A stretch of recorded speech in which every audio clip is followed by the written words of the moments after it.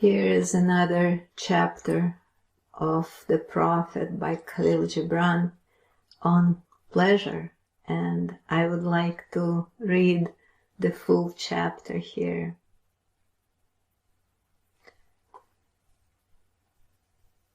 A hermit who visited the city once a year came forth and said, "Speak to us of pleasure." And he answered, saying, "Pleasure is a freedom song, but it is not freedom. It is the blossoming of your desires, but it is not their fruit. It is a depth calling into a height, but it is not the deep nor the high. It is the cage taking wing, but it is not space encompassed. In very truth, pleasure is a freedom song. And I fain would have you sing it with fullness of heart, yet I would not have you lose your hearts in the singing.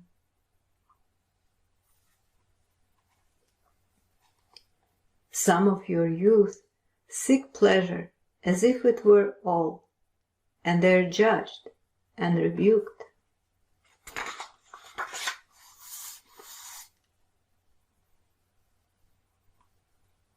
I would not judge nor rebuke them. I would have them seek. For they shall find pleasure, but not her alone. 7 are her sisters, and the least of them is more beautiful than pleasure. Have you not heard of the man who was digging in the earth for roots and found the treasure?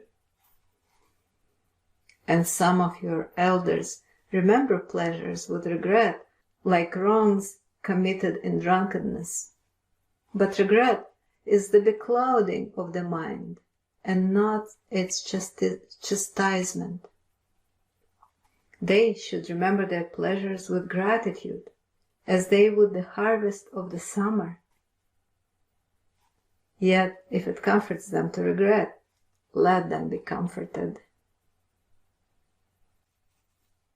And there are among you those who are neither young to seek, nor old to remember. And in their fear of seeking and remembering, they shun all pleasures, lest they neglect the Spirit or offend against it. But even in their foregoing is their pleasure. And thus they too find the treasure, though they dig for roots with quivering hands. But tell me, who is he that can offend the Spirit? Shall the nightingale offend the stillness of the night, or the firefly the stars? And shall your flame or your smoke burden the wind?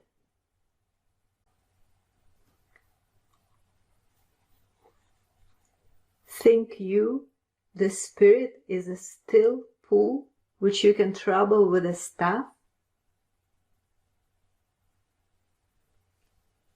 Oftentimes, in denying yourself pleasure, you do but store the desire in the recesses of your being.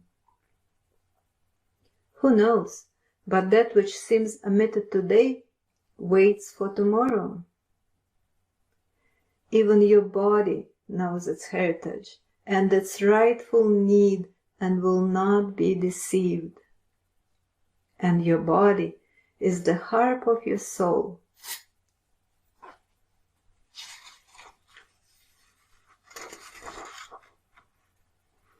And it is yours to bring forth sweet music from it or confused sounds.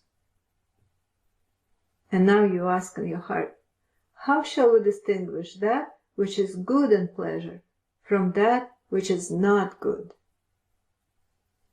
Go to your fields and your gardens, and you shall learn that it is the pleasure of the bee to gather honey of the flower, but it is also the pleasure of the flower to yield its honey to the bee.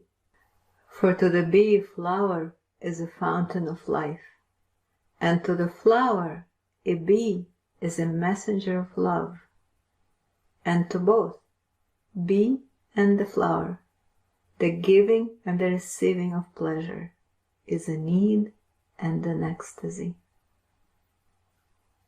People of Orphalese, be in your pleasures like the flowers and the bees.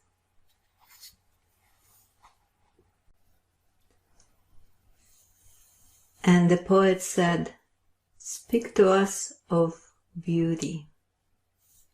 And he answered, "Where shall you seek beauty, and how shall you find her, unless she herself be your way and your guide? And how shall you speak of her, except she be the weaver of your speech?" The aggrieved and the injured say, "Beauty is kind and gentle. Like a young mother half shy of her own glory, she walks among us." And the passionate say, "Nay, beauty is a thing of might and dread. Like the tempest she shakes the earth beneath us and the sky above us."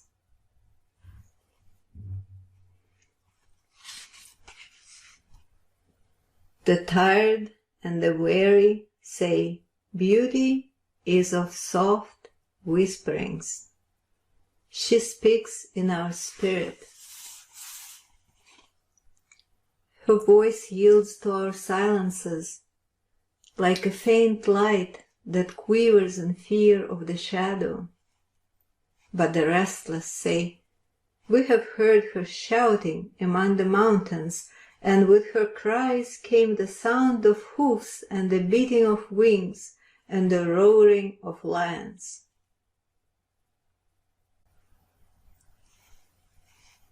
In winter say the snowbound, "She shall come with the spring, leaping upon the hills."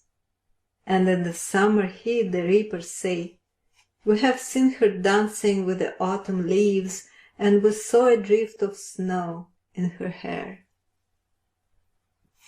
All these things have you said of beauty, yet in truth you spoke not of her, but of needs unsatisfied. And beauty is not a need, but an ecstasy. It is not a mouth thirsting, nor an empty hand stretched forth, but rather a heart inflamed and a soul enchanted. It is not the image you would see, nor the song you would hear, but rather an image you see, though you close your eyes, and a song you hear, though you shut your ears. It is not the sap within the furrowed bark, nor a wing attached to a claw, but rather a garden forever in bloom, and a flock of angels forever in flight. People of Orphalese, beauty is life when life unveils her holy face. But you are life, and you are the veil.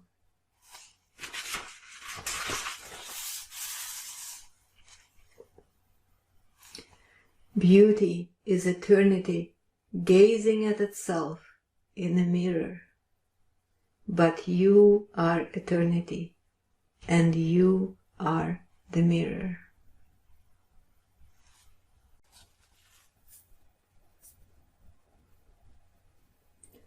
And here's a little bit I want to read on religion. Your daily life is your temple and your religion. Whenever you enter into it, take with you your all. Take the plow and the forge and the mallet and the lute, the things you have fashioned in necessity or for delight. For in reverie you cannot rise above your achievements, nor fall lower than your failures.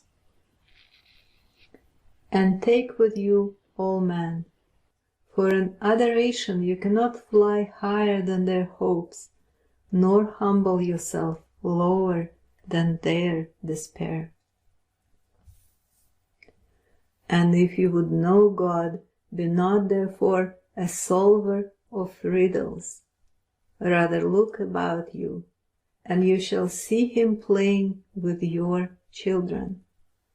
And look into space, you shall see him walking in the clouds, outstretching his arms in the lightning and descending in rain. You shall see him smiling in flowers, then rising and waving his hands in trees.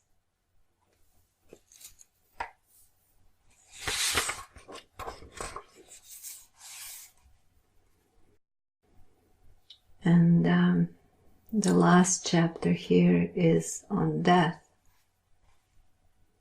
And that's what Khalil Gibran writes on death.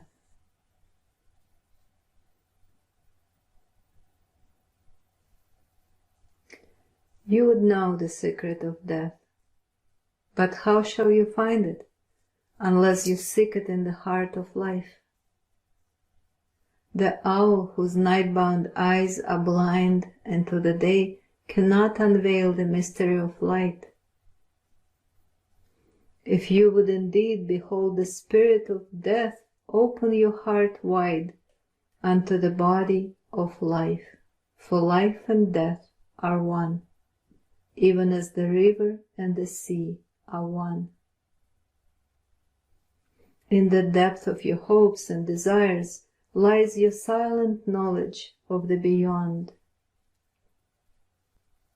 And like seeds dreaming beneath the snow, your heart dreams of spring. Trust the dreams, for in them is hidden the gate to eternity.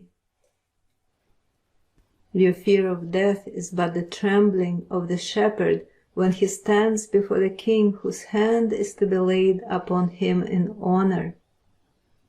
Is the shepherd not joyful beneath his trembling that he shall wear the mark of the king?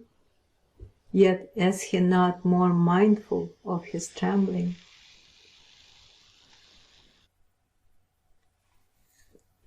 For what is it to die, but to stand naked in the wind and to melt into the sun?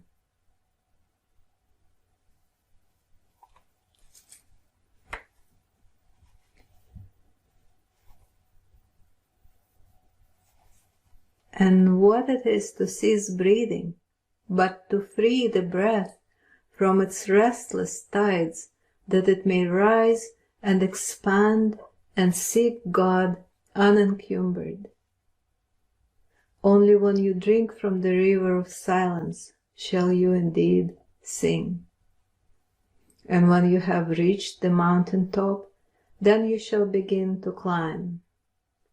And when the earth shall claim your limbs, then shall you truly dance.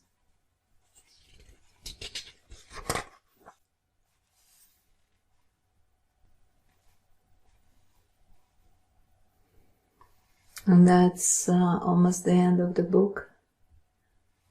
He says his goodbyes and he departs. Blessed be this day and this place and your spirit that has spoken. And the prophet answered, was it I who spoke? Was I not also a listener? And I cannot conclude this series of the videos reading from Khalil Gibran with words other than his words, which are those. But should my voice fade in your ears and my love vanish in your memory, then I will come again, and with a richer heart and lips more yielding to the Spirit will I speak. And though death may hide me, and the greater silence enfold me, yet again will I seek your understanding, and not in vain will I seek.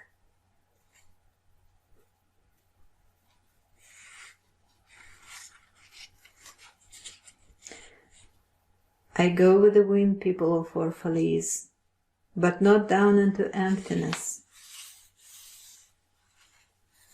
And if this day is not a fulfillment of your needs and my love, then let it be a promise till another day. Man's needs change, but not his love, nor his desire that his love should satisfy his needs. Know, therefore, that from the greater silence I shall return.